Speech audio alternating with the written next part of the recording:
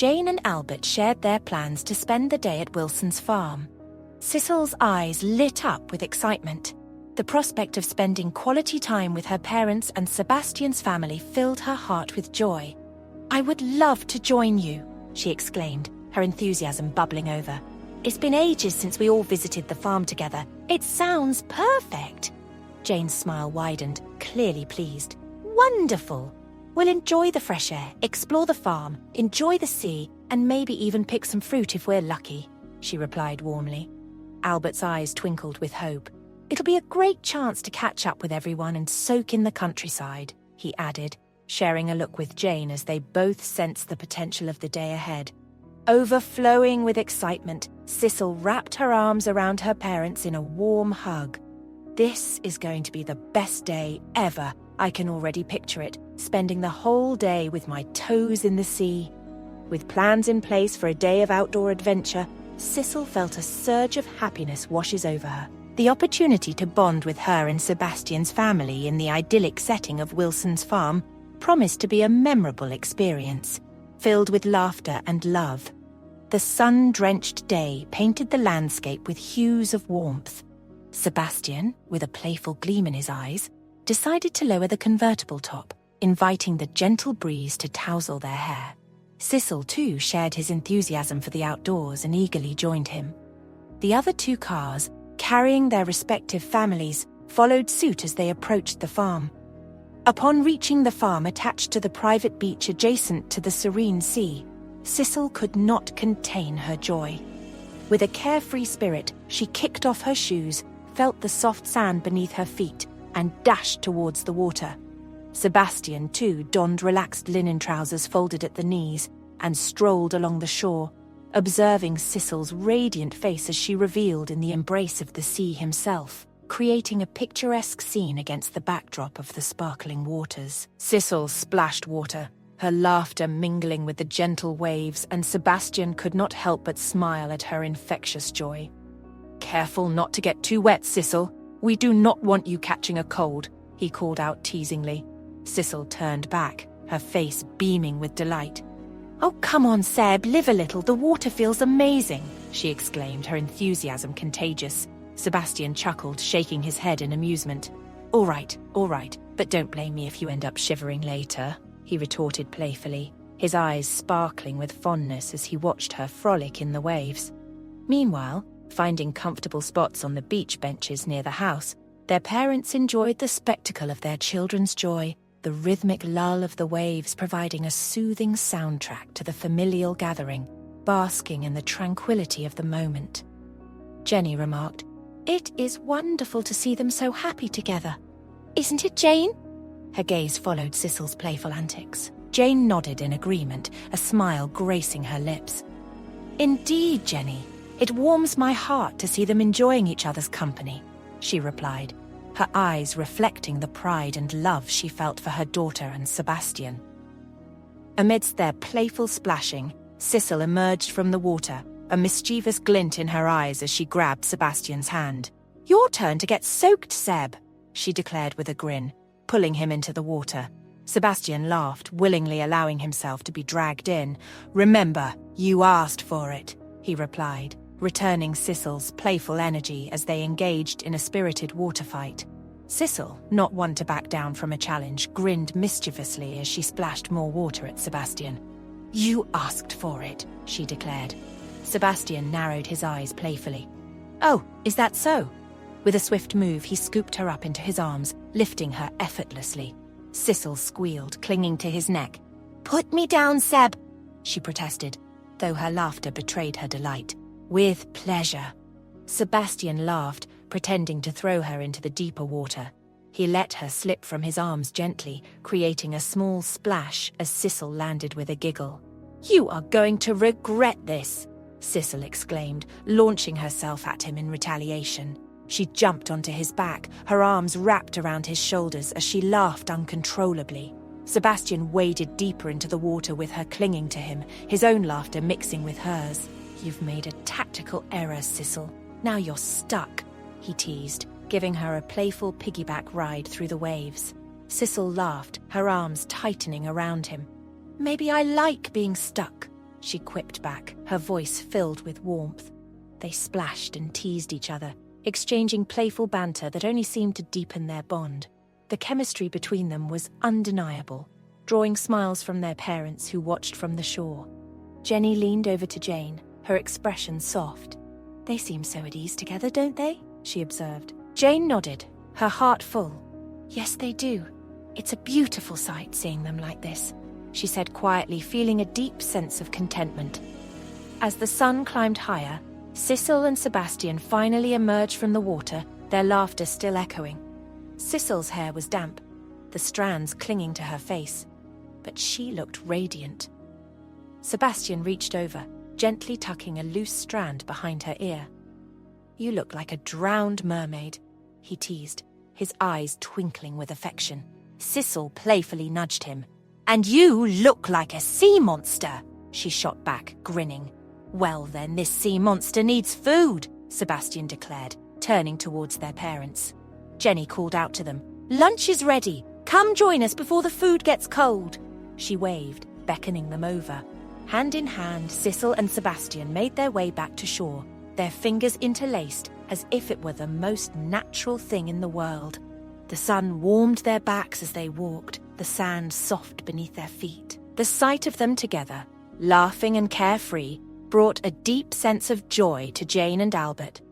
They shared a look, a silent acknowledgement of how happy their daughter seemed in that moment.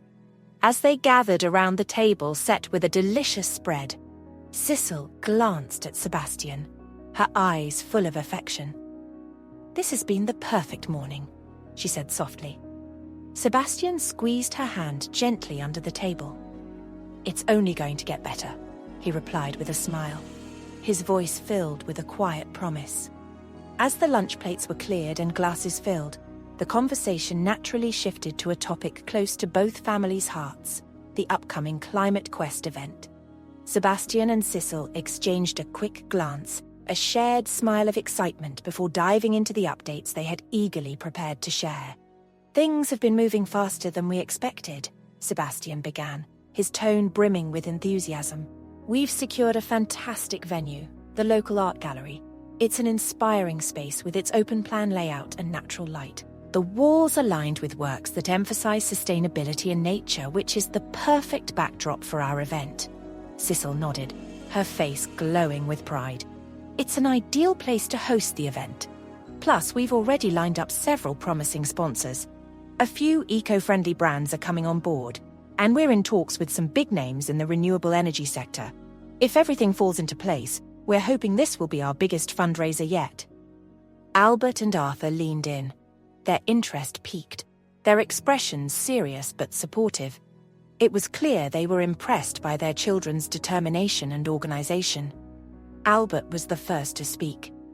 "You've both done a tremendous job putting this together. The art gallery sounds like a wonderful choice. It'll set the perfect tone for the event. But tell us more about how you're planning to engage with the audience. How will you keep them involved?" Sebastian nodded, grateful for the engagement. "We're planning a series of interactive workshops on sustainable living. We've also organized a panel discussion with a few environmental experts to help people understand what they can do to make a difference. But we're trying to reach as many people as possible, so we're exploring some creative ways to connect." Sicil's excitement grew as she spoke. "We're also hosting a green market where local vendors will showcase eco-friendly products. The proceeds from their sales will go directly to the fundraising campaign. We want to inspire attendees to make more sustainable choices even after the event ends." Jane, who had been quietly listening, suddenly spoke up with a thoughtful look on her face. "What about the children? If you want to ensure the sustainability message sticks, involving the younger audience is crucial. Maybe you could release a children's book that explains climate change in simple, engaging ways. The book could also show them how their actions, even in small ways, can help combat it." Sicil's face lit up at the suggestion. "That's a fantastic idea, Mum. A book would make the message more relatable for kids. We could have an interactive story session at the event, where we read the book to them and encourage them to think about how they can take action in their own lives." Sebastian grinned, clearly impressed. "I love it. It would be a great way to make sure the next generation is prepared and aware. Kids tend to be the best ambassadors for change, after all. Jenny, who had been thinking deeply, added, I can connect you to KoRaVerse, a local publishing company that works extensively on children's educational content. They've done some incredible work in the past on projects that teach kids about sustainability. They could help bring this book idea to life and ensure it's both educational and fun. Sicil's eyes widened.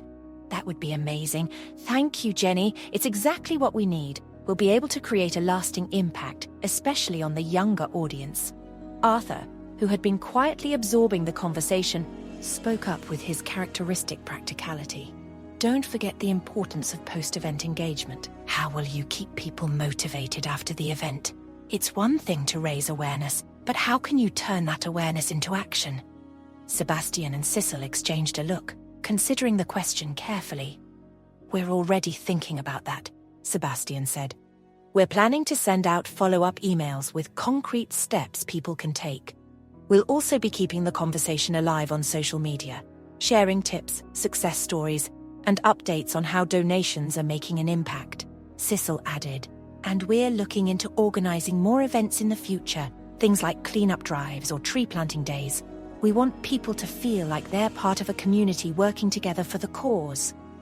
Albert, his face serious but filled with pride, nodded approvingly. I'm impressed by how well you're thinking through every detail. You've got a solid plan here. The community will definitely feel your commitment to the cause. Jane and Jenny exchanged glances, both of them clearly moved by the thoughtfulness and dedication in their children's plans. To see you both putting so much effort into this, it's inspiring, Jane said, her voice soft with emotion. I'm proud of the work you're doing. You've thought about everything from fundraising to engagement, and now you've got an educational component for the kids. It's the whole package. Jenny nodded, her eyes shining. We're with you every step of the way, whether it's helping with ideas, spreading the word, or making connections like KoRaVerse. You've got our full support.